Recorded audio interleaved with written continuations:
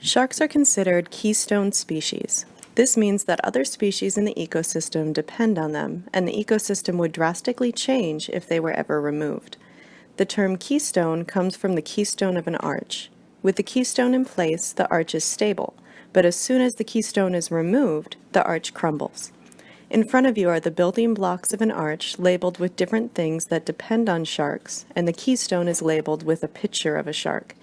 Build the arch by stacking the blocks on each side and putting the keystone in the center. It's very difficult to construct the arch alone, so you may need to get a friend to help you.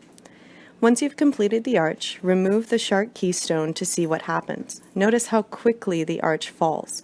This is what would happen to our oceans if sharks were removed. The oceans would never be the same.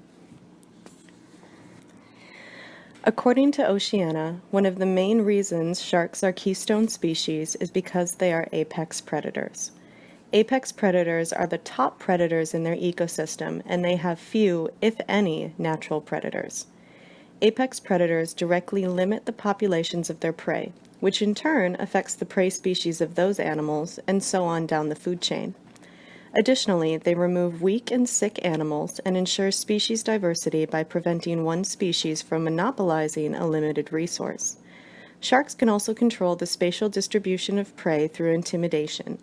Fear of shark predation can cause some species to alter their habitat use, move to different areas, and make sure that one area doesn't become overpopulated with one species.